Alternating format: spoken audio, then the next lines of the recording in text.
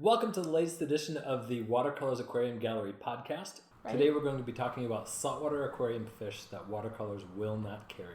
My name is Ben. I'm the owner of the Watercolors Aquarium Gallery. I'm joined here by Amy and Charles. So I'm going to break into this topic right away. And this is a topic that I cannot tell you how much time and energy I have spent thinking about this topic. It's a topic that's hard for me to talk about because I hold it very dear. And I'm going to start out with a little bit of a story and then go into my first fish. Okay. Sure. So for my honeymoon, I got to go to Catalina Island. That was almost 25 years ago now. And I got to do some snorkeling around Catalina Island and got to experience some of the really cool fish that Catalina Island has to offer. If you're not familiar with Catalina Island, it is off the coast of Los Angeles, California. And the water temperature is usually around 60 degrees. It gets up to 65. It gets down to 50, fairly stable at those. It never gets to 78 degrees. That's really cold. That's too cold for the air for me. Yeah. It was actually it was an amazing place to snorkel. It was super cool. We didn't get to see the fish I'm going to talk about related to that, but we did get to see some other just amazing stuff there. The saltwater part of this topic is so much about responsibility, because when we did the freshwater one, there were lots of important things to talk about, and lots of things about ethics and morality, and lots of things about treating animals the way they deserve to be treated. Mm-hmm. And that was most of it, like making sure that if you're gonna give an animal a place to live, it's gonna be happy. Like an iridescent shark, you can keep one of those things alive for a really long time in a really terrible environment, mm-hmm. but that doesn't necessarily mean you should. But that iridescent shark was never in the wild. Those are all captive raised at this point. Right. Most of the time, and actually all the fish on my list, when we're talking about saltwater aquarium fish, we are talking about fish we took out of the ocean. Mm-hmm. The responsibility is so much greater. When we look at one of those fish, we have to remember that fish used to be on a coral reef. Yeah, do you have any? I have one on my list that is captive bred ever. Fun. Yeah. Charles, do you have any on your list that is captive bred? I have 3 that have been captive bred, but not on a private scale. Okay. I have 2, and then 1 has been tank raised once. Okay. Which is a different thing. We'll get there. It would not surprise me at all if there was some overlap on that fish in particular, but we'll get to that in a minute. Mm-hmm. All of them on my list, there are really cool alternatives too. So for anyone listening, we did work on several top 5 lists in the last few weeks. Mm-hmm. This one was by far the hardest one for me. To find things or to think about? To commit to putting something on the list. Because most of the things that I originally was like, oh, I should put that on the list, I would think about it and be like, the saltwater hobby is a good 20, 30 years behind the freshwater hobby, and we're still learning stuff. 20 years ago, if you'd asked me, oh, should we be keeping certain butterflies? I'd be like, no, but people... I really like the point that you're hinting at there. Yeah. And that's going to lead to some really, really cool discussion, I think, yes. with where this topic is going. So it took a lot for me to commit to, no, I don't think people should, So several of them I had to frame it as, does this fish fit into the situation that people try to put it in? Yeah. I had to pull a few off of my list for that same reason. It's my problem wasn't with the fish itself or even with keeping the fish. It was keeping the fish in the types of tanks we usually keep saltwater fish in. If you were to set up a tank for a few of those fish I put off, it would be fine. I don't disagree. So the ones I picked were ones that I didn't think could be done for the most part, although there are a couple that I think could be done in the right circumstances. Yeah. I have one that I think is an amazing aquarium of fish, as long as you don't want it with anything else. Well, maybe let's get into it then. Yeah. Ben, what is your first one that you were leading up to then? Well, I have to go in a little bit about the criteria for what I chose. Sure. And I very specifically chose 5 fish that I see on wholesale lists and availability lists all the time. These are very commonly available fish. So, for example, a great white shark was not one that I included in my top 5, right? Right. Right. You Obviously, gotta be able that's to the get extreme. Yeah. So that's what I went. That's how I narrowed my list down. Was I want these are fish that, geez, guys, why do you have that? Yeah. They're easy to get. They're always around, but just don't do it. And the first one is the Catalina goby. They are an adorable little, very hardy, very active goby. They have been bred in captivity, but they are from Catalina Island. They're from a very small, specific geographical range, and they don't like warm water. Now, the reason they're offered all the time is because they can survive if the water gets to about 75, 80 for a while, which every once in a while that happens in Catalina. Kind of like every once in a while in Michigan, it gets to 100 degrees. That doesn't mean 100 degrees is the right temperature for a white-tailed deer, right? It's going to stress them out and it's going to shorten their lifespan. And that's exactly what happens with the Catalina goby. They are readily available. They are not horribly expensive. They're beautiful, bright red and neon blue. Yeah, I actually don't know this fish at all. Like, I don't even know of it. So if you could tell me Really? everything about it, The please tell second me. he said Catalina Island, I was like, I know where he's going. I'm so spoiled here. So Yeah. I've never seen it because Yeah. you don't get it in. Nope. They are classic, active, outgoing, beautiful goby. Think like From cold temperate neon goby. You're right. So really the issue with them is just that they can't be kept in the tanks that we keep for Cold saltwater. water. If somebody, and actually I have ordered them for someone. He set up a 25-gallon aquarium with a chiller, and a chiller for that aquarium is $250. That's cheap. Yeah, but it's an expensive piece of equipment Yeah. for a $25 or for a 25-gallon aquarium. Right. And so putting it on the list, will you never see one here?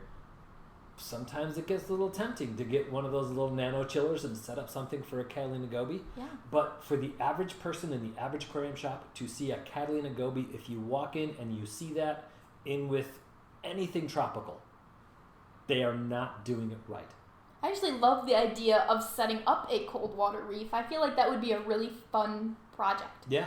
But keeping something fundamentally outside of the parameters that it's expected will reduce its lifespan. So that's a great one to put on there. That's exactly what it does. It shortens their lifespan because it increases their metabolism to a really fast rate. Basically, it speeds up their lifespan. Wow. So a fish that should live 10 to 15 years is going to live about 2 or 3 at most. That's part of the reason why it makes it into a lot of aquarium stores. You can get a year or 2 out of one of those fish, which for a lot of people is good enough, but it is not good enough for me. Yeah. There's Totally my first agree. one. That's great. Amy, what you got?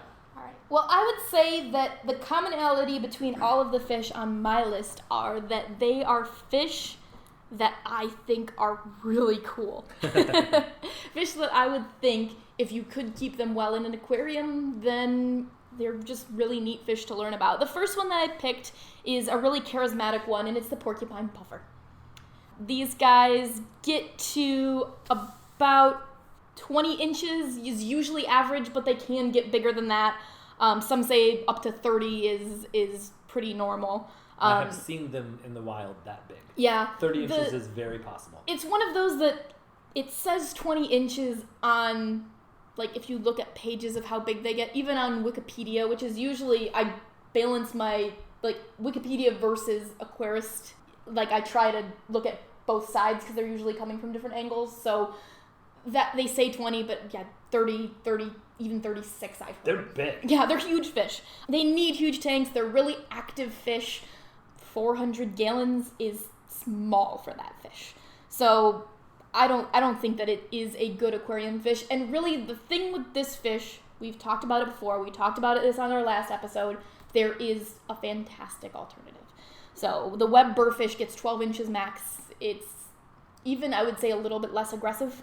Both of those fish, though, are super prone to disease. So a porcupine puffer or a web burrfish or any puffer really is not something you just want to go to a store and grab and throw in your tank because they're going to be sick. Porcupine puffer, I would even say 90% of the time I've seen them in stores, in home aquariums, or in public aquariums. I don't think I've ever seen a non-diseased porcupine puffer. You can just assume that they are sick. Flukes and ick. Yep. Those are the two biggies with those. And Yeah. they are so susceptible to it. You can see it in their eyes. Those adorable puffer eyes. Mm-hmm. Covered in... Just filmed over Stuff. with white. Yeah, and Yeah. they have those sort of like almost holographic eyes. So they sort of look like that anyway, but they just get that white sheen over them and look so dull. So if you're going to get a puffer, first get a quarantined one or quarantine it yourself. Second, don't get a porcupine puffer. Get a web burrfish if you want that distinct puffer look and you have a big tank that does not have corals or other invertebrates in it. Otherwise, just avoid those fish in general. I know they're adorable. They not are so fun cute. in a tank. They're so cute. Yeah. Yeah, that's why they're my first one. I completely agree with that choice. Yep, well done. What you got, Charles? So, a lot of the things that end up on my list ended up there because I've either been asked a lot about them or previous experience with other retails, I've sold a lot of them and I didn't feel good about it. Yep. Yeah. So my first pick was I put down most shark species. Yeah. I couldn't commit to just one, but I've had legitimate conversations of people asking me about, like, serious inquiries about nurse sharks, bull sharks, and tiger sharks. Blacktips are the other ones that I Blacktips are ones asked I get about a lot. I have to admit something here at this point. When I was trying to narrow down my top 5, you know me and sharks. Right? Yeah. I intentionally left sharks off of my list because I knew somebody else would bring it up. Yeah. I didn't feel like I needed to touch sharks because I knew Charles was going to cover it. Yep, So absolutely. And it's just so weird to me because there are so many good sharks that you can keep. Mm-hmm. Like and in the store right now we have 3 species that we just keep as pets. And they're so cool. Like bamboo sharks, epaulette sharks, wobies, the smaller species, Yeah.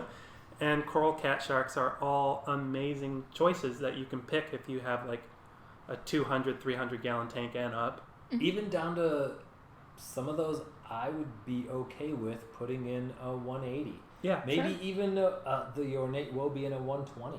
They're just so inactive. Well, those ones would get big, but like a Ward's woby and like That's what we have downstairs, the ornate. No, that's a Ward's. You are right. Edit that part out, okay? I'll let it out anytime any of this is wrong because All right. that never happens, right? Yeah. Yes. Wards or northern ornate. Yeah. Technically. Which I feel the need to only bring it up. I know for a fact that was a Ward's because that's the only of that species I've ever seen, and my reaction was very not safe for work when I saw it. Yeah, so if you've ever seen Charles when he gets really excited, it's a lot of fun. I've driven to other states to see certain species of wobies I've never seen before, and they're just not common in public aquariums, Right. so I can't go to like, oh, I'm going to go to the Tennessee Aquarium and see a Ward's wobie. That just doesn't happen. Right. So It's such a cool fish. The requiem sharks are the group of sharks that everybody wants in their tank. That's, we started out... The sharky sharks. The sharky sharks. yeah. We started out talking about iridescent sharks, the catfish that looks kind of like a shark. And it's that look that everybody's going for.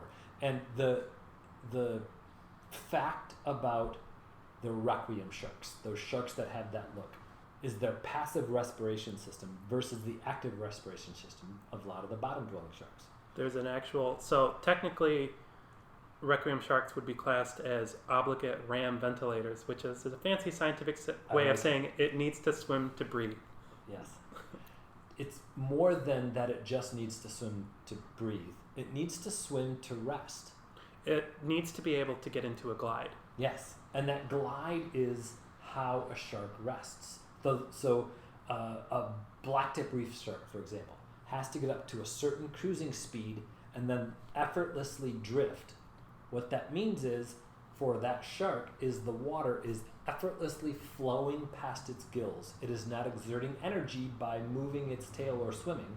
It is just gliding and moving water past its gills.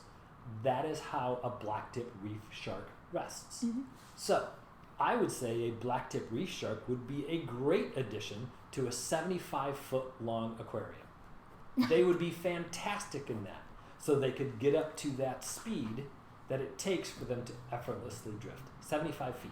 Mm-hmm. One of the biggest innovations in public aquarium shark tank designs was SeaWorld San Diego in the early 80s came out with this, and I know the viewers won't be able to see this, but it'll work for the people in the room. There's this like kidney bean shaped tank, and it's a really big deal because this tank allows for a shark to do a quick turn and then get into a long glide, and then a quick turn and a long glide. He's drawing a figure 8, if Yeah. that makes it any clearer to you. Because they can actually get up to that speed if they can continually turn and glide. Yep. I have never seen a home aquarium that's capable of producing that. That's a nothing. Giant. And then people get into, okay, so what about a smoothhound or a leopard shark?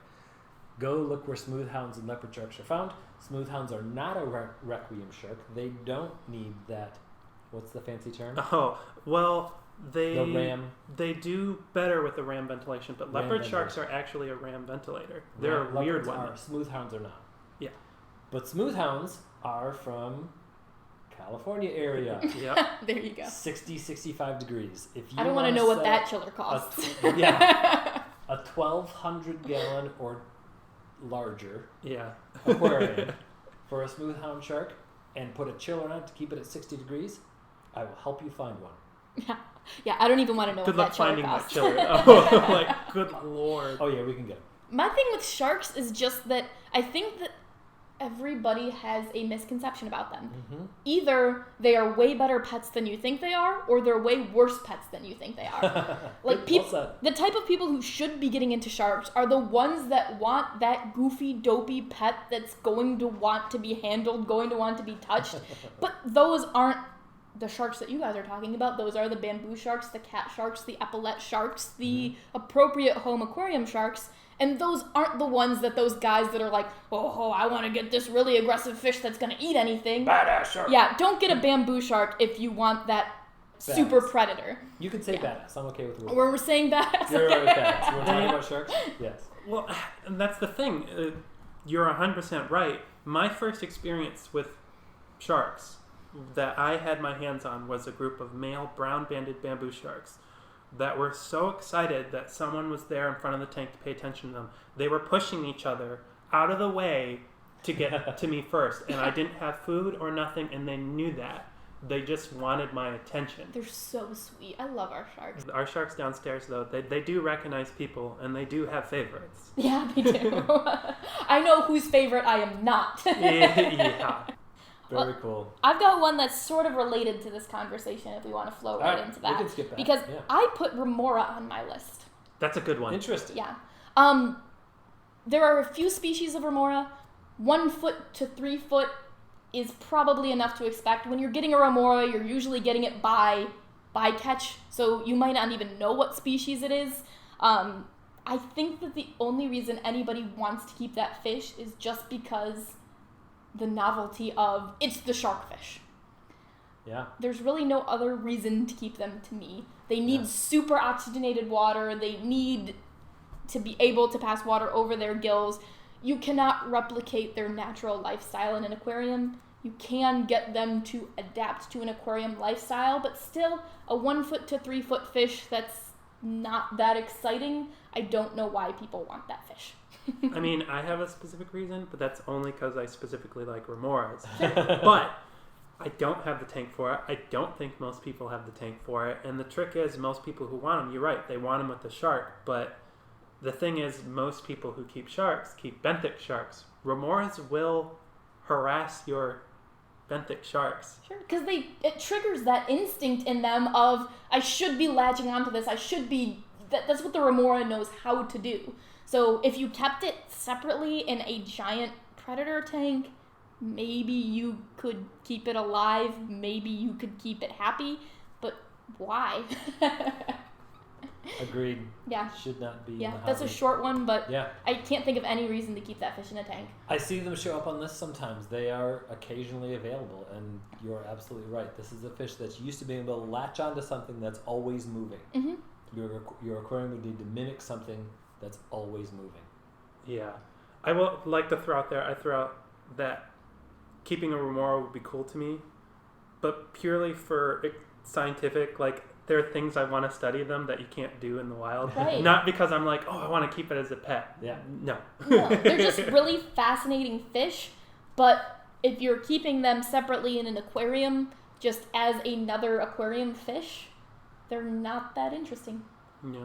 No. Agreed. Good call. Okay, we're coming back to me now. Yep. Okay. This is probably the one that's going to overlap on other lists. We'll see.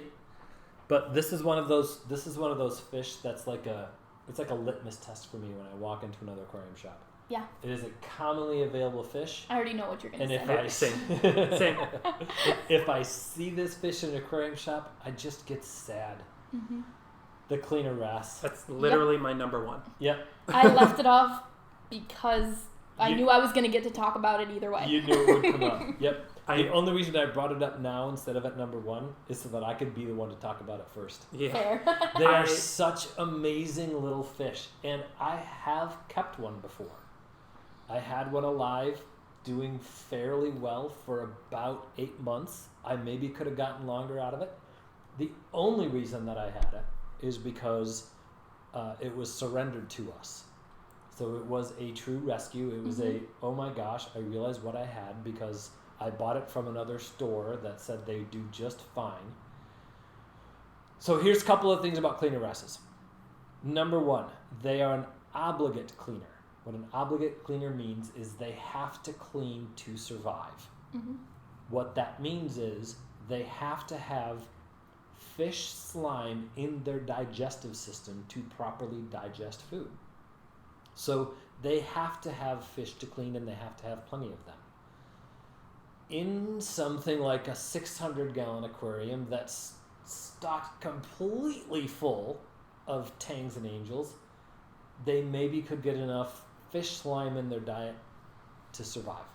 They will eat aquarium-prepared foods readily. They eat mysis, no problem. They pellet food, no problem. They cannot properly digest those foods unless they are cleaning. Mm-hmm. The other big challenge with that fish, and oh, by the way, there is a disclaimer because there is an opportunity that it's okay to have them. Yes, I said that out loud. The other big challenge with those fish is they are not born cleaners. They are taught cleaners. And their cleaning stations are handed down generation to generation to generation. I had the opportunity to witness the Hawaiian cleaner wrasse in its natural environment. You'll never guess where I was. I know, that's my little joke there. And to watch the fish line up, they just wait, sometimes patiently, for this cleaner wrasse to go do their thing, and there were yellow tangs in one of the coral heads that had cleaner wrasse in it, and there were ornate butterfly fish in the other one. And they all waited in line, and when they were done, they left. And you could see juvenile cleaner wrasse on the fringes of that little cleaning station where they were learning from their parent how to clean. They had to learn because at some point their digestive system shifts, and that's a biology thing that I don't understand it or know. I don't know the physiology behind it. But they had to learn how to clean so that they could get to their next life stage. When you pull a cleaner wrasse out of a cleaning station, you are destroying that cleaning station. That cleaning station is not only vital to the survival of the next generation of cleaner wrasses, it is also vital to the next generation, or to that generation of fish that need to be cleaned. I use the word need on purpose. That is something those reef fish need. There are cleaning stations and cleaning fish and cleaning creatures all over the ocean that perform that task because it is so necessary. The cleaner wrasse just happens to be the one that it's obligatory. There's a perfect substitute. The neon cleaner goby that comes out of the Caribbean is now most of the time available as a tank-raised fish. They are not an obligatory cleaner. If they don't ever get to clean a fish in their entire life, they can live out their life fully and be just fine and be completely healthy. And they're tank raised. Yeah, cleaner wrasses are just inherently unsustainable. One of the few ocean fish you could say that about. Yeah. It's not anthropomorphization to say that cleaner wrasses have multi-generational multi-generational businesses that they pass on. Yeah. It's documented that there are clients that will come repeatedly to the same cleaner station, and there are margins of, let's say, a tip that its cleaner wrasse could take. It's going to take off parasites. It's also going to nip a little bit at slime coat, and if it nips a little too much, then the fish won't come back to that wrasse. They build up relationships throughout their life and pass that relationship on to their children. If you interrupt that chain, it's gone. Yeah. Couple things. Not necessarily their own children, but yes, the next generation of cleaner wrasses, because of the whole larval phase. That does allow for, maybe in the future we'll be able to have tank-raised cleaner wrasses, but then you could only pull them off in a very large system, because we have one case where someone managed to raise, I think, like 4 Hawaiian cleaner wrasses just because they were capturing larval fish and raising and seeing what they got. Yep. Yeah. But if you want something that looks like a cleaner wrasse but doesn't necessarily behave like a cleaner wrasse, Springer's dottybacks are a great alternative. Tank bred, readily available. Are they really aggressive? They're a similar level as an orchid dottybag. Oh, that's not bad. Moderate aggressive. Yeah. Not like one of the demon dottybacks. Well, I consider most dottybacks, this is a debate for another time. This is not the topic. Well, at least for the functions of this, though, they're not one of the dottybacks that you can't put in a mixed reef. Yeah, I would say that there's a level of there are like 150 species of dottyback. Right. Most of them are not actually that bad, and I would consider things like orchids, springers, neons probably about as aggressive as most fish we keep in mixed reefs. Like, oh, you can get away with a couple of them. Same thing with clownfish, same thing with grommas, same thing with...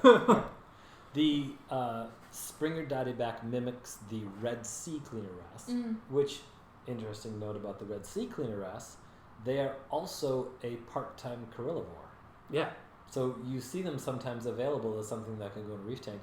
Those guys actually do have a higher survivability rate than the classic cleaner wrasse because they can supplement their diet with coral tissue, which makes them not so good of an addition to a reef tank. Unless you're into that sort of thing. The dottyback, though, is a pretty impressive imitator of that fish. It's gorgeous. Yeah, very cool fish. Just for an example, we once kept, and this wasn't a cleaner wrasse because we don't get them, we had a neon goby in the same tank as a copperband butterfly that had a fluke infestation that just we couldn't get past for one reason or another. This was probably a couple years ago. And just those two together in a tank, being that a neon cleaner goby is not an obligate slime eater, let's say, not an obligate cleaner, that fish pecked at that copperband butterfly to the point where it got an infection and we lost it. Yeah. Keeping an obligate cleaner in with a handful of reef fish, I feel like that situation would replicate itself pretty easily. The harassment's a notable thing. Yeah, and just if they can't get parasites, they're gonna get flesh of the fish. Mm-hmm. Yep. That's just what they're gonna do. They have to. Needed to be talked about. Yeah, amazing fish, readily available. They're one of my favorite fish in the world. They're so cool. Might be the biggest. When I walk into a store, some of the other fish on the list, I go, I'm very disappointed that they're there. Mm-hmm. When I see a cleaner wrasse in a store, I'm downright upset. I might turn around and walk out. I might say something at that point. I've seen social media posts of stores that were advertising they had them, and it physically hurt me. As a special. It please upset don't me. keep that fish. Please don't keep that fish. Sad. Yeah. Just and because when I see it, I think about the hole that it left in the ecosystem that it came from, that no other fish can just jump in and be a part of. Yeah, I think they are doing tank raised ones now slowly. I think that they have become available tank raised through a few places. Okay. We're going to do some research on that, but I believe even Biota has produced tank raised cleaner wrasses. Yeah, if you see it here, it will be tank raised. It will be tank raised. If those are out there, if those are available, sign me up. If there are enough fish in the tank that it can clean off of. Yep. Cool. Is it my turn? Yeah, do, because I did 2 already. All right. I feel like this one is going to surprise you guys, but I'm telling you, I have sold these. Uh-huh. Not here.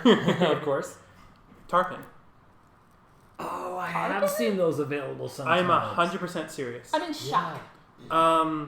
Never the Atlantic species, because that's the big one. They get a full 8 feet long, but the smaller Indo-Pacific species only gets 5 feet long. Oh, that's a nanofish. So that's okay. So if any of you listened to the freshwater version of this podcast and maybe paid a little bit of attention to one of the freshwater fish that Charles was most passionate about on the freshwater list, the tarpon is a very close relative. One of the closest relatives, actually. Tell me what you're talking about, because I don't remember.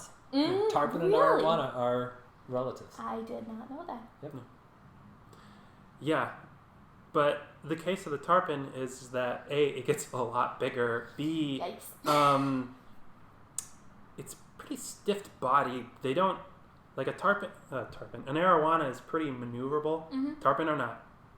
They're meant for open ocean, right? Yeah. Like, they don't wedge in crevices. They Giant fish. Yeah. Several hundred pounds. Definitely one of those fish that when I see them on the list, I'm just baffled as to why that would even... Why would anyone want that? I can't understand that. I cannot...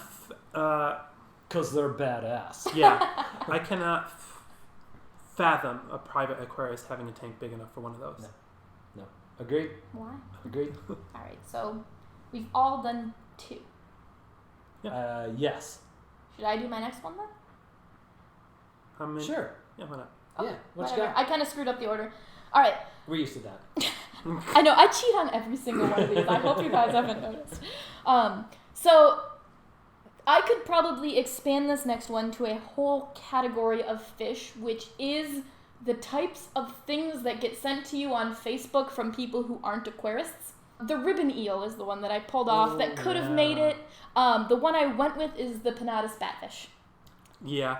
Because I adore that fish. I would love to keep that fish. I don't think we can. I heavily considered it. It was almost my number 2. I thought it would be on Ben's list, so I did not do it. Is it on your list? It is not. Oh, cool. I got lucky. Okay, well, they start off...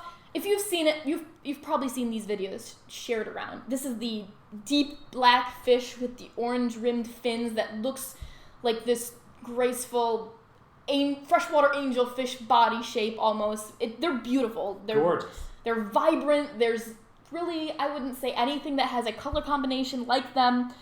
Unfortunately, once they reach maturity, they turn silver and kind of like any other deep-bodied saltwater fish.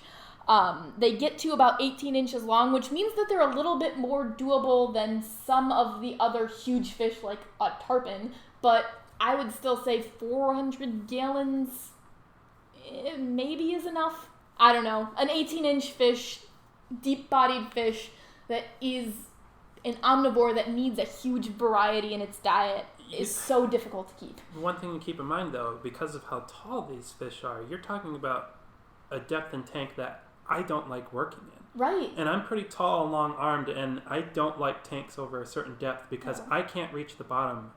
I don't like anything that's deeper than a 2-foot tank, and keeping an 18-inch fish in a 2-foot tank would be completely ludicrous, but even a 3-foot tank, it's still pretty ridiculous. Yeah. Yeah.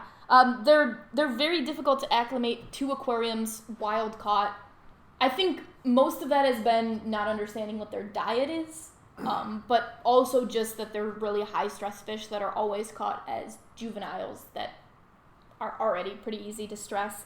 A lot of times they get lumped in with big predator tanks, and they're not aggressive fish. They're pretty passive, so keeping them with those really outgoing aggressive fish isn't really a great match either. So they need to be in a fish-only tank with fish that aren't going to dominate them that is more than 400 gallons, and I don't know a single saltwater tank that is like that.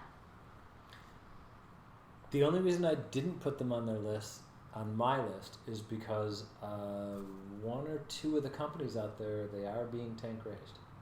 So, that's true. Not that I think it is an appropriate fish and we should have them all the time. I put other things on the list that are not being tank raised. And I kept... so one of the things that I struggled with when I was making this list are those things that are just plain hard to keep. Yeah. 50 years ago, a discus was almost impossible to keep. Right. So I struggled with putting those things on my list, and I avoided it, partially because I kind of knew you guys would put those on the list, and we can have the discussion about those fish. The ornate batfish, because of its size, probably belongs on that list quicker than some of the other very difficult to keep fish. To me, it's not really about the size. It's not even about the difficulty. It's about the representation. Right. You could go into a store and you see that little 6-inch black and orange fish, and you want it. Trust me, you will want it. I want one. Yeah. I'm never going to keep one. Right. But they're so cool. And if somebody was there and you said, I want that, and they said, sure, scoop, hand it to you. There you go. You have no idea what you have. You have no idea what it needs. They're complex. They need algae in their diet. They need a lot of different things in their diet. Yeah. So they're so hard to keep for being something that everybody would want if they saw it. Yeah. So as long as we are discussing this, I think this is a good time to talk about the distinctions between these terms, because I think there's a lot of confusion around them, especially among hobbyists. Sure. So captive bred fish are fish that are their parents spawned in an aquarium and they were raised in an aquarium. Tank raised fish are not captive bred fish. They are fish that, like that blue tang we have downstairs, that's a tank raised fish. It was larval pelagic plankton that someone scooped out of the ocean and then raised in a tank. It is not captive bred. And then wild caught is pretty self-explanatory. It's caught in the wild. Yeah, that's a good distinction. Yeah, and you'll hear people use tank raised and captive bred a little interchangeably because it's a little squares and rectangles, right? Fish that are tank raised could be wild caught or captive bred and raised in a tank. So making that distinction clear. We're talking about that the batfish is actually captive bred and raised in tanks. Cleaner wrasses have been a little bit too. So if we're going back on our previous points, that's probably an important distinction to make. Yeah. To my knowledge, I don't think anyone has managed to spawn cleaner wrasses. I could be corrected here, but I think all of them that I've seen are tank raised. Okay. Let's fact check that one. Yeah. Regardless, we won't be getting them in unless we know that they were born and bred in an aquarium. I think that's safe to say. Yep. Yeah. Yep. Cool. Amy, you had the last fish we had talked about was the ornate, the orbicular batfish. Yeah. Which is a perfect transition to my next fish, which is for the exact same reasons, only I think it's even a more popular fish. The harlequin sweetlips. There was a particular television show that used to use that fish on a regular basis, and they have just an incredibly poor survival rate in captivity. You're talking about the show that liked to add the fish based on the theme of the aquarium versus their actual viability in aquarium. I don't want to go into details about which show it was. I just know there was a TV show that used this fish a lot. Sure. The juveniles actually look sort of clownfish-like, and I think that's probably why they end up being offered in aquarium shops on a regular basis. They're a really, really cool looking fish. There's some evidence out there that maybe it's even a clownfish mimic. This is one that because I'm spoiled, I don't know that well. So if you give me the details about it, I'd also appreciate it. I have never seen one make it into what I would term true adulthood in an aquarium. Not a chance. Yeah. They not only does it grow into a big mean predator, which as some famous people used to keep them, they would keep them with fish that would eventually turn into snacks. But B, for some reason... Like a clownfish, yeah. For some reason, and this is one of those fish that we're not exactly sure why, it is an almost impossible fish to keep into adulthood. Big, large, happy, healthy systems, for some reason, harlequin sweetlips don't survive. It is a fish that if you see it in a store, the people probably just don't know enough about it to keep it. If you don't know enough about it, you shouldn't sell it. So is it really just a long-term viability thing? Is there a size issue there? Both. Okay, how big do they get? 14, 16 inches. That's a big fish. It's a big fish. It's a big predator. Yeah. But imagine like something that size that with a mouth that big. Yeah. Right.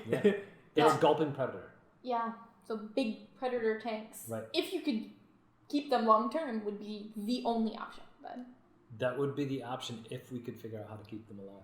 I feel like for a lot of these fish like that, it's just diet.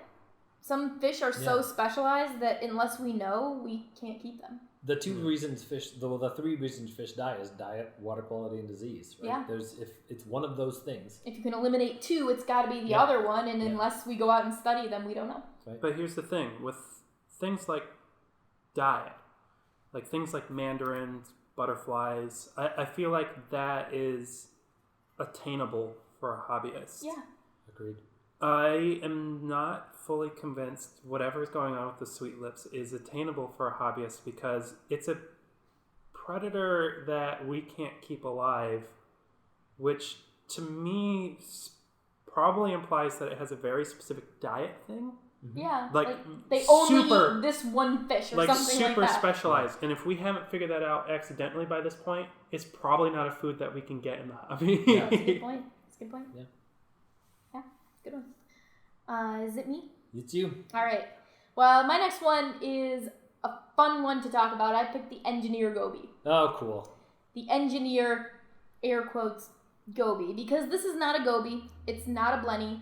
I'm going to get a little into taxonomic nerdiness here, and you guys can laugh at me for mispronouncing Latin, but I was really interested in this. I was taught that it's a dead language. However you pronounce it is the correct way. All right, I'm going to make it up then. So, the engineer goby, not a goby, is one of two species in the genus Phalidictes, which is the only genus in the family Phalidictidae, which is one of two families in the order Cycliformes.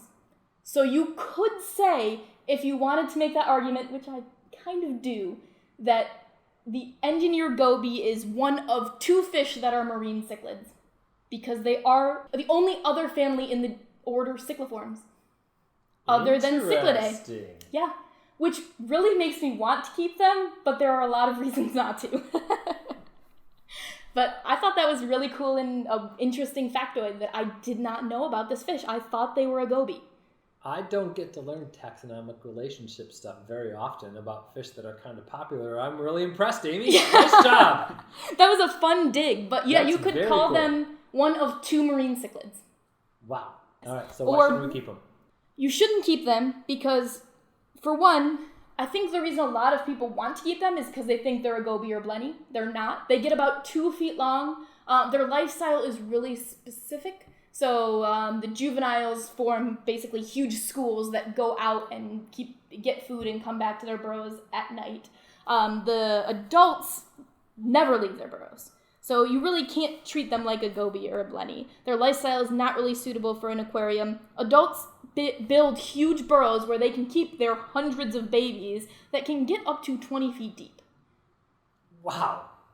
So if you were to say, on average, a 2-foot fish could go into 300 or 400 gallon saltwater aquarium.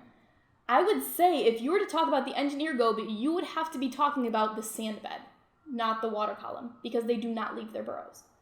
So if you could provide a 300 or 400 gallon aquarium's worth of sand, maybe you could keep them. Interesting. But juvenile engineer gobies are great aquarium fish. They're so cute. And they're so cheap. I could not believe how cheap these fish were when I looked online. Right. They're usually like $5 to $10. So you're either getting that fish assuming it won't live to adulthood, or assuming you won't be able to keep it well if it does. I've talked to a number of aquarists and seen it happen in a number of aquariums where someone had a juvenile engineer goby, mm-hmm. and one day it just disappeared. At the 4 or 5 inch range. And then like 6 months or a year later, all of a sudden this 12-inch fish showed up in their tank. Yeah. Some of these I would say, if you set up a tank specifically for them, you would be able to keep them. So maybe if you were to cement your rock work to the bottom of your aquarium, put in a super deep sand bed, I still don't think it's possible. Right. They go down that deep. And I looked at, so I looked up the minimum tank size for that fish from the top 4 results for it. It was 55 gallons, 15 gallons, 50 gallons, and 70 gallons. And all of those fish were below $10. So you could buy them online with very little idea of what care goes into them, of what their lifestyle is like. You could keep them for a couple of years as juveniles. One of them actually had 15 gallons. Yep, that was the second result I found. If I just Googled engineer goby and looked at places that were selling them, 15 gallons. So people are just assuming that they're going to get them and they're going to die before they become adults. I can't think of what other rationalization you can Did they give list for the that. maximum size, like what they said the fish would get? Most of them said like 1 foot, Okay. but that's still not a A justification. 1 foot fish in a 15-gallon tank, even right there, is a ridiculous idea. Yeah, it Not to doesn't make mention any sense. The lifestyle of the fish. This is one where you could make some arguments for sustainability of. It's a quantity over quality breeder. They're going to breed a lot of babies, and most of them are not going to make it to adulthood. Which is what happens with most fish. Yeah. So could you argue that if you scooped it before it got eaten as a juvenile and raised it until you couldn't keep it anymore? That's not an argument I want to make, but Right. I could see somebody making that argument. Now, I'm pretty sure engineer gobies are captive bred because you can breed them in a specialist aquarium. But now I'm bringing this up only to bring up the possibility of if you can captive breed it, does that mean that it's viable? I've seen on tank raised this or captive bred list. It's never been done commercially, but I'm pretty sure private aquariums have done it. So then that raises the question, if we're going to have that discussion, and if I'm right, Sure. just because you can breed it in captivity, does that mean you should keep it? My first argument is I would say no. No, I think cruelty is cruelty regardless of the ramifications, regardless of if you're taking something out of an environment or not. Good. To keep something like that, I think is cruel. Like, they should be able to dig a burrow system. My extreme example is going to be, well, we have captive bred killer whales. You're never going to see me argue that's a legitimate reason to keep them in captivity. That was an extreme example. So let me come up with an aquarium counterpoint to that one, okay? And Sure. I'm not defending keeping engineer gobies. I won't have one here. Yeah. I definitely have seen people keep engineer gobies, adult engineer gobies, for years and years and years. Mm-hmm. They have that burrow range of 20 feet. A yellow tang has a grazing range of a couple of 100 yards. But we're not arguing you shouldn't keep a yellow tang in captivity. Maybe we should. I was like, you're not. We're not going to become the tang police here. Yeah, I touched on it a little bit. I do genuinely feel more comfortable having a shark in that tank that we used to have tangs and angelfish in, and that's the reason. Mm-hmm. Yeah. And that's the only reason. I think it's a consideration. I don't know. Maybe a tang lifestyle is a little bit more adaptable. If food was readily always available to a tang, would they still graze? Would they? I don't know. That's a good point. If you're making that argument, a clownfish is one of the only fish we should ever keep in a saltwater tank. Right. Because they have that small of a range. I think you could argue down to that if you really wanted to get to it. I'm not going to be the one to do it, and I'm for saltwater aquariums, so I only brought it up because of your argument for keeping the engineer goby. Part of it was the size of its burrow. Yeah. And if you could keep one healthy, our definition of healthy, not necessarily this definition of healthy, without the burrow, you can do that with the yellow tang. Sure. So here's going to be my counterpoint to that, because this is exactly the type of argument I'm making to myself when I say my opinions on stuff like that. Things like grazers, like tangs, I'm a little bit more comfortable with because they normally have these big ranges because they need it to find food. Mm-hmm. So if you're concentrating the food, that range is theoretically less important to them. The engineer goby keeps a burrow that size to protect its young. Yeah. If it doesn't have to protect its young, does it need a burrow that size? That's a quality of life thing, though, because... Different than the yellow tang? Yes, because how do we quantify for an engineer goby? Are they stressed out by the fact that they cannot produce a 20-foot burrow? Do we think that a yellow tang is stressed out being in a 6 foot long tank. I think we can even reduce it down to just practicalities. And I pulled garden eels off of my list for this same reason.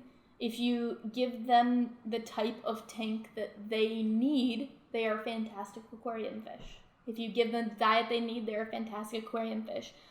I think that it's less true of the engineer goby, but I would say that if they're going to get 2 feet long, you should give them a 2-foot sandbed. I think that that's reasonable. Yeah. Even if you're not going to give them 20 feet, a 2-foot sandbed is ludicrous for any reef keeper.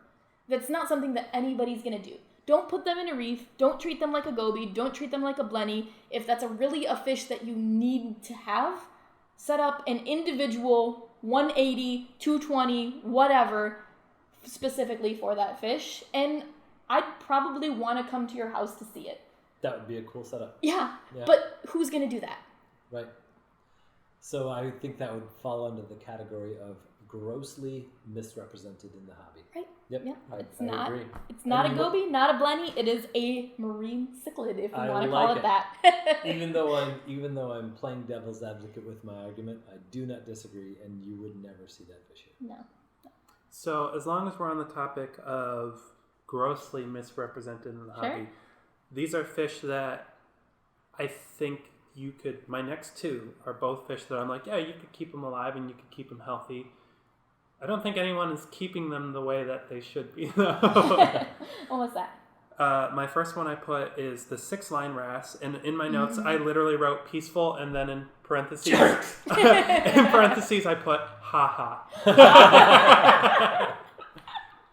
They are not peaceful. They're sweet babies. They're sweet when they're young, but when they hit maturity, good God, do they turn mean. And no one wants to keep this fish in like if you want to set up like a 30-gallon and that's the only fish you want to have, go for it. Great choice. Great choice. Well, maybe talk about the wrasse lifestyle, and that will lead you into why this fish cannot really be kept that well.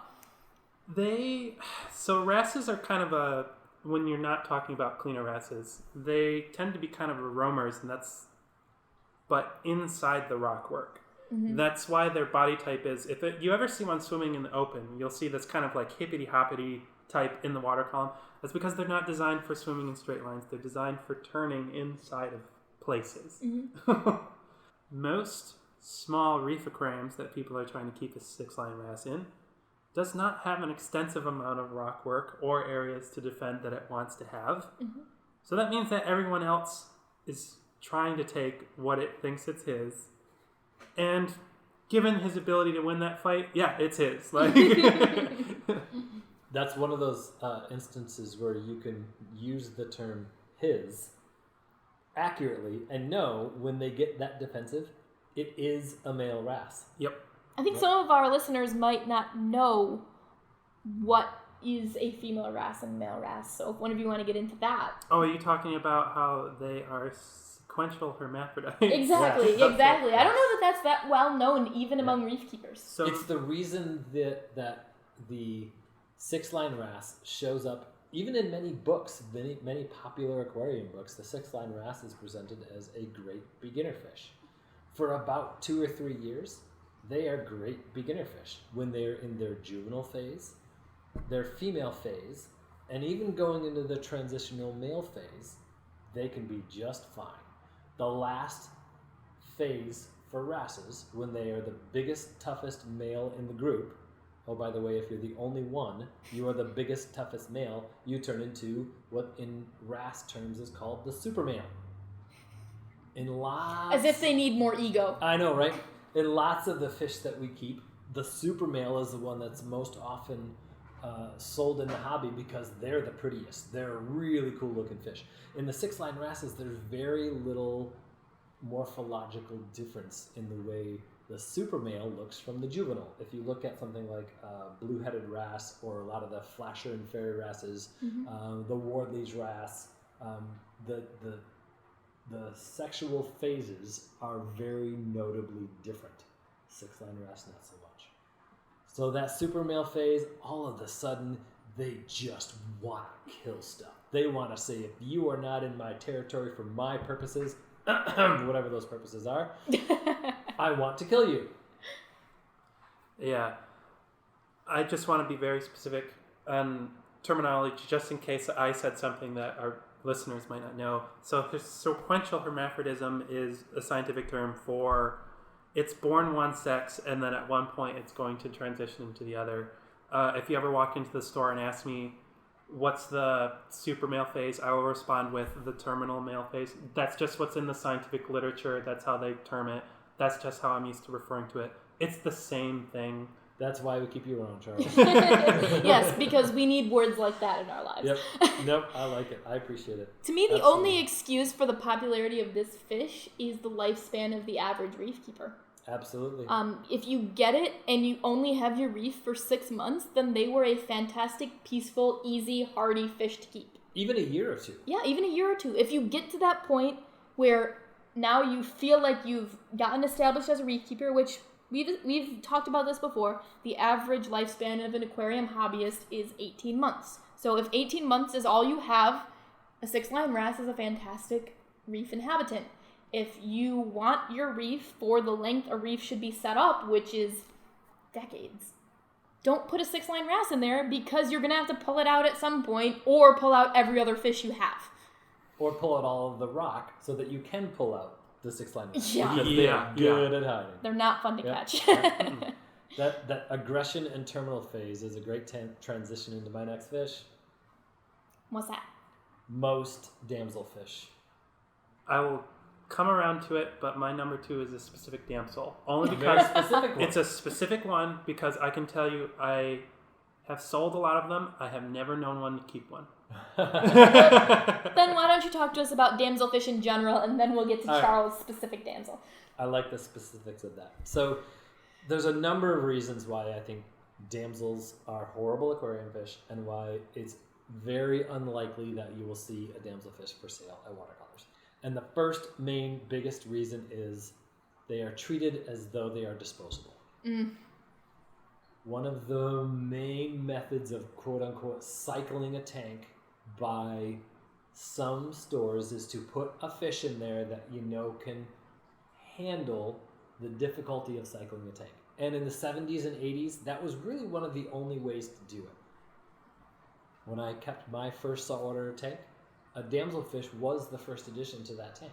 They are inexpensive, they are plentiful, and they're incredibly hardy fish. So they can survive that transition into cycling an aquarium. And most of them are gorgeous.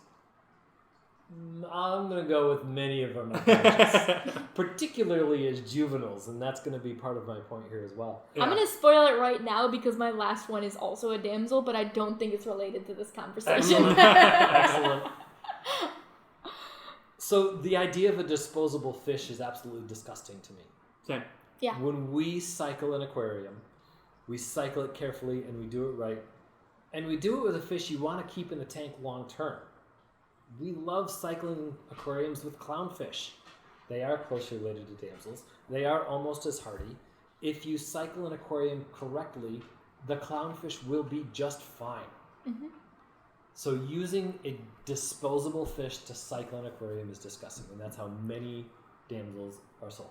And so there's 2 other points I have to make with damsels. Sorry, I'm long-winded tonight. The first one is the level of aggression of damsels. Damsels go through transitional life stages just like wrasses do. What was that fancy word you used? Sequential hermaphrodism. Sequential hermaphrodism. They are all born male, just like clownfish. I'm hesitating to use the word all because maybe not all damsels, but I know most of that. Most of them are all born male.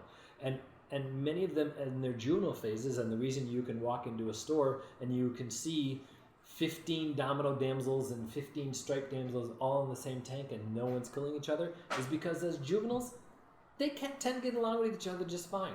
They have a shorter lifespan. They transition into their terminal sex much quicker than a lot of other fish do, and then they just become jerks. We have one of the tanks that we take care of that it is a 540-gallon aquarium that has 6 yellow damsels in it. The yellow damsels are about 1.5 inches.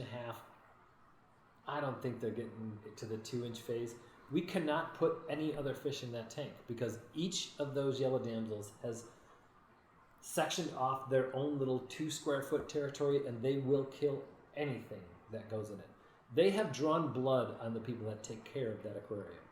It's not too much for me to say that particular tech hates those fish. They are jerks. The other group of damsels out there that you often see for sale in aquariums are really cute as juveniles. There's a yellow hornet damsel and the Beau Gregory, and some of those, the dusky damsel. The dusky damsel is a great one. That name should tell you something. They start out as this black fish with these little neon blue dots all over it. They turn into a big 4 or 5 inch brown, mean fish. They're terrible in aquariums. So there we go. Damsels. Now, the exceptions I'm going to put in there, the Starkey damsel.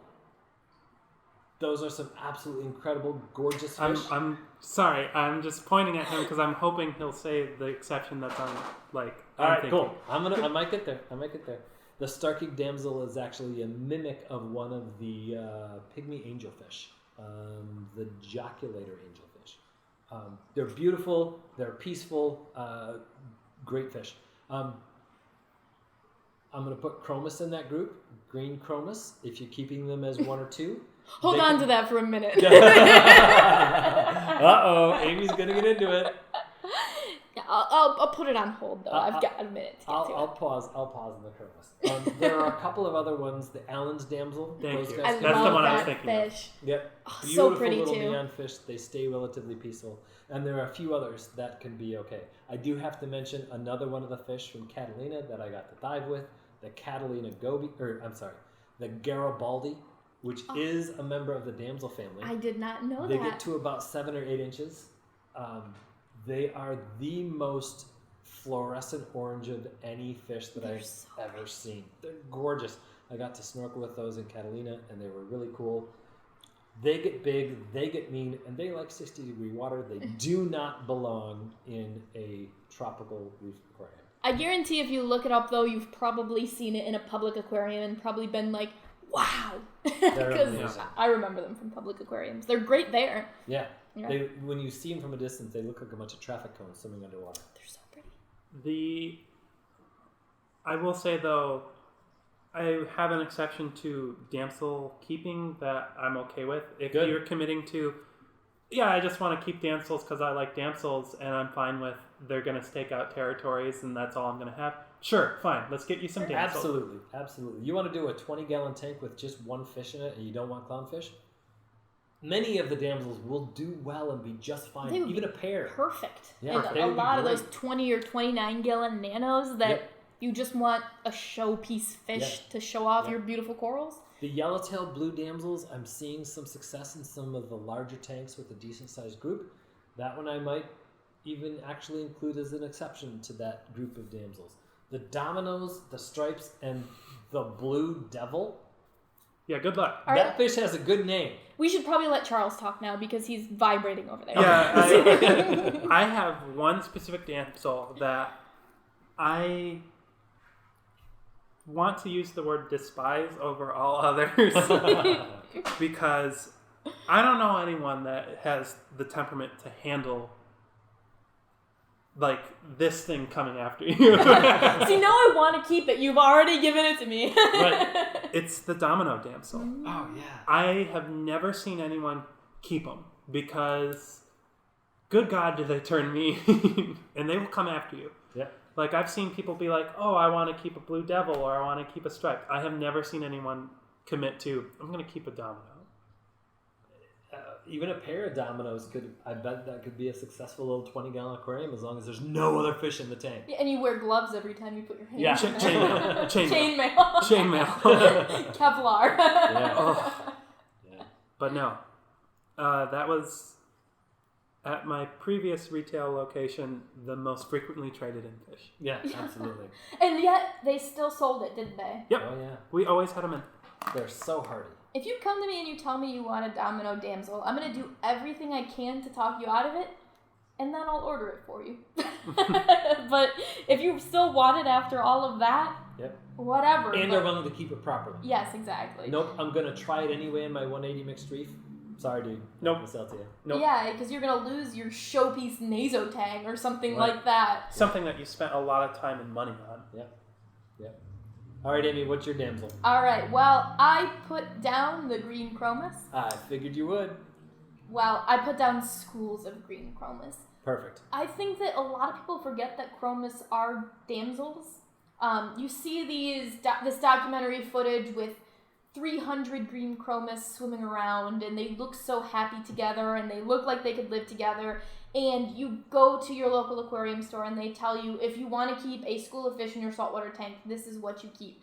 But I think if I say to you guys, I started with 10 and now I have 1, you will both get flashbacks of how many times you've heard that conversation. All the time. Yep.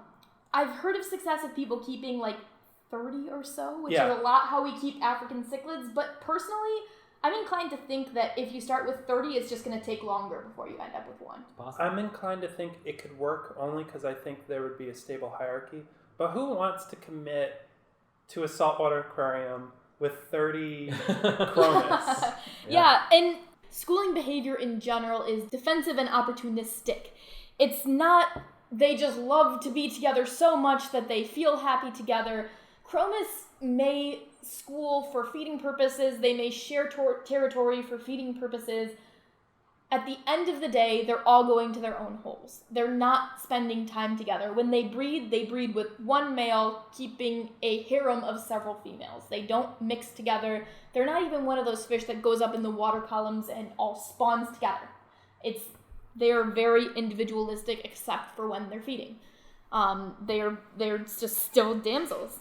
Their feeding territories may overlap, but their breeding territories definitely do not. So when we get people who want a whole school of them for their tank, we just have to tell them that you will end up with 1 or 2.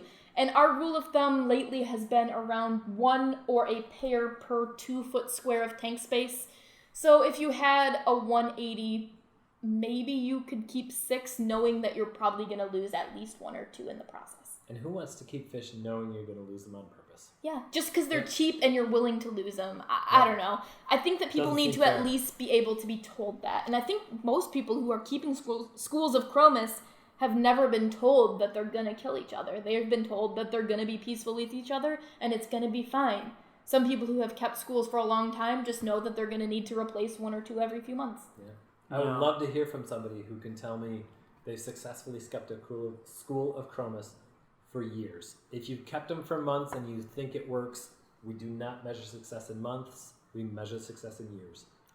I've never heard of it. Nope. Well, and this is just me wanting to get sciencey on Sure. it. When we're getting down to it's either 1 or 2, it's because they're another sequential hermaphrodite, and they're all born female.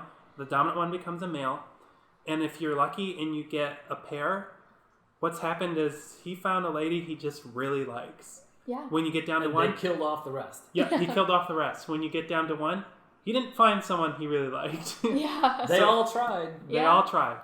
That's something that we need to keep in mind when we're trying to mimic a reef in our aquarium. A reef is huge. Yeah.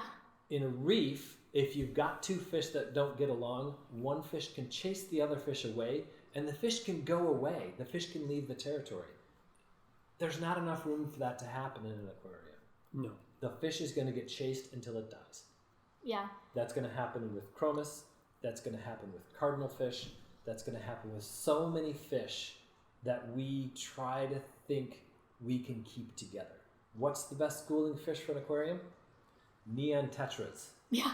Not saltwater. Yeah. I do not know of a successful schooling fish, a fish that we can really keep in a group in a saltwater tank. Yeah, it's really just fish that have small enough territories. Yeah. Some of the little gobies, even neon gobies. You can keep a group of neon gobies, but they keep really small territories. Yep. Trimagobies, everything like that. Yeah. Anthias. It's not that they're peaceful with each other, it's that they keep smaller territories than other fish we'd want to keep together.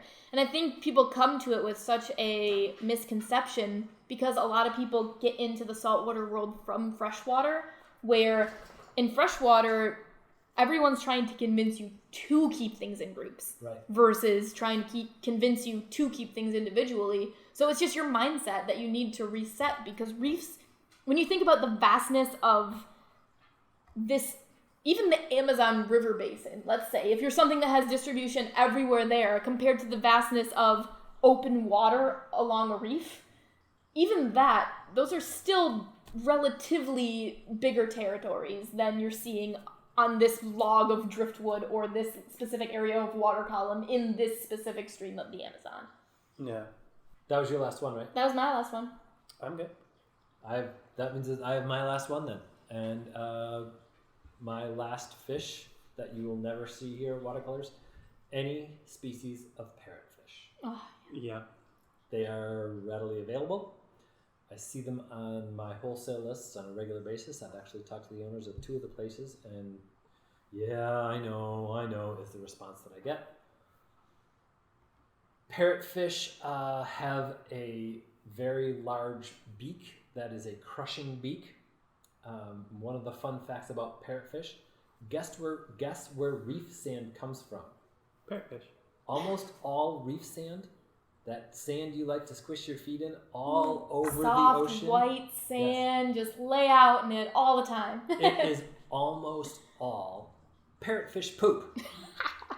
That is what reef sand is. If you can imagine the amount of parrotfish taking chunks out of rocks and corals and pooping that much to produce that much sand, that is the kind of lifestyle a parrotfish needs to lead. Yeah, you think of it like this is something that eventually happens as it breaks down, but there's footage. If you watch documentary footage, I think it's in one of the blue planets or whatever.